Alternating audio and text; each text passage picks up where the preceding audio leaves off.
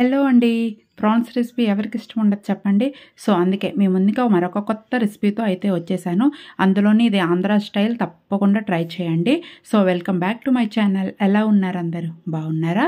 So, first ఒక కడాయి పెట్టుకొని oil వేసి కొంచెం వేడయ్యాక పచ్చిమిర్చి, ఆనియన్స్, జీలకర్ర, సరిసెవలు అన్నీ వేసి ఫ్రై చేసుకోండి. చూపిస్తున్నాను కదా, వీడియోలు చూపిస్తున్నట్టు అలా మంచిగా వేపుకోండి. అయితే ఒక చిన్న క్లిప్ మిస్ అయిందండి.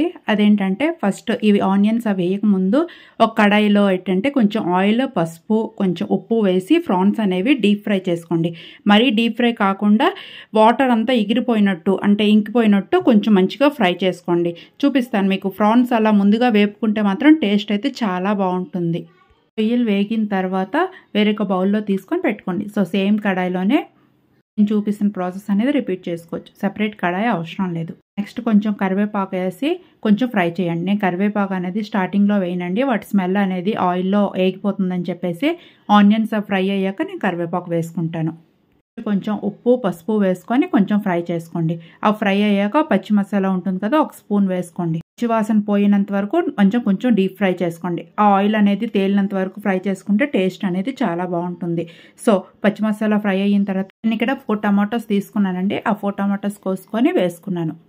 హైబ్రిడ్ కన్నా దేశీ ఉంటే వాడండి, చాలా బాగుంటుంది. కొంచెం పులుపు టేస్ట్ వస్తుంది కదా ప్రాన్స్కి, రొయ్యలకి ఆ టేస్ట్ అనేది చాలా బాగుంటుంది. టమాటా అనేది బాగా వేగనివ్వండి. ఒక 10 మినిట్స్లో అయితే టమాటా వేగిపోతుంది. దేశం అయితే త్వరగా వేగిపోతుంది. సో, నాకు ఇంకొంచెం టమాటా వేగాలని చెప్పేసి నేను ఒక 5 మినిట్స్ అయితే మూత పెట్టుకొని ఉంచుకున్నాను. చూసారు కదా, ఇలా వేగితే సరిపోతుంది. ఇలా వేగాక ఆల్రెడీ నేను చెప్పిన రొయ్యలు ఇలానే అండి, ఈ ప్రాసెస్ వేపుకుంటే సరిపోతుంది. ఈ టైంలో రొయ్యలు అనేది టమాటా వేగిన తర్వాత వేసుకుంటే సరిపోతుంది. టమాటాలో ఆ పచ్చి మసాలా అంతా బాగా మిక్స్ అయ్యేటట్టు కలుపుకోండి. ఒక 2 మినిట్స్, ఒక 2 to 5 మినిట్స్ అయితే కలుపుకుంటే సరిపోతుంది. ఈ టైంలో మీకు ఉప్పు, కారం కానీ ఏవైనా సరిపోతే కొంచెం వేసుకోండి. రొయ్యల కర్రీకి గ్రేవీ ఎక్కువగా కావాలి అనుకున్న వాళ్ళు టమాటాస్ ఎక్స్ట్రా వేసుకోండి, కానీ వాటర్ అనేది ఎక్కువగా వేసుకోండి. నేను ఇక్కడ హాఫ్ గ్లాస్ మాత్రమే వేసుకుంటాను. కొంచెం కారం స్పైసీగా కావాలని చెప్పేసి నేను 1/2 స్పూన్ ఎక్స్ట్రా వేసాను. ఆల్రెడీ నేను 4 మిరపకాయలు అయితే వేసాను స్పైసీగా కాబట్టి నేను కొంచెం ఎక్స్ట్రా కారం అయితే వేసుకున్నాను. మీకు కారం వద్దనుకుంటే ఆప్షనల్గా పెట్టుకోండి, ఎందుకంటే ఆల్రెడీ 4 మిరపకాయలు వేసుకున్నాను. హాఫ్ గ్లాస్ వాటర్ మాత్రమే నేను యాడ్ చేసుకున్నాను. ఎక్కువ గ్రేవీ అయితే బాగోదు. సో, దాని మీద కొంచెం జీలకర్ర పొడి, నెక్స్ట్ కొంచెం ధనియాల పొడి అయితే వేసుకున్నాను. వాటర్ వేసిన తర్వాత వేసుకున్నాను.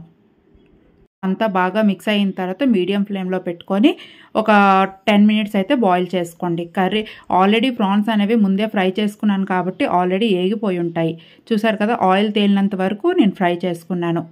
గ్రేవీ కూడా చేసుకోలేదండి, కొంచెం మీడియంలోనే చేసుకున్నాను. సో, లాస్ట్లో కర్రీ అయితే రెడీ అయిపోయింది. కొత్తిమీర వేసుకొని 5 మినిట్స్ అయితే నేను స్టవ్ ఆన్ చేసే పెట్టుంటాను. నా కొత్తిమీర అందులో ఉడికిన తర్వాత ఆ ఫ్లేవర్ అనేది వస్తుంది కదా, అది కర్రీకి పడితే చాలా టేస్టీగా ఉంటుంది. చూసారు కదా, కొత్తిమీర కూడాను బాగా ఫ్రై అయిపోయింది అందులోని. చూసారు కదా, రొయ్యలు అనేది ఇగురులా ఉంటేనే బాగుంటుందండి. గ్రేవీ ఎక్కువగా వేసుకుంటే అయితే టేస్ట్ అస్సలు బాగోదు. ఇది అన్నంలోకైనా, చపాతీలోకైనా, పులావ్లోకైనా చాలా బాగుంటుంది. ఎవరైనా ఈజీగా రెసిపీ అనేది ట్రై చేయొచ్చు. రాని వాళ్ళు కూడా ఈజీగా చేయొచ్చు. చూసారు కదా, నేను స్టవ్ ఆఫ్ చేసి పెట్టుకున్నానండి. టేస్టీ అయిన రొయ్యల కర్రీ అయితే చాలా బాగుంటుంది. తప్పకుండా ట్రై చేయండి. చాలా స్పైసీగా, టేస్టీగా ఉంటుంది. కొత్త వాళ్ళు కూడా ఈజీగా చేయొచ్చు. ఎక్కువ ప్రాసెస్ కూడా కాదు. నా వీడియో నచ్చితే లైక్, షేర్, సబ్స్క్రైబ్ చేసుకోండి. అలాగే నా ఛానల్ని సపోర్ట్ చేస్తూ మీ ఫ్రెండ్స్తో షేర్ చేయండి.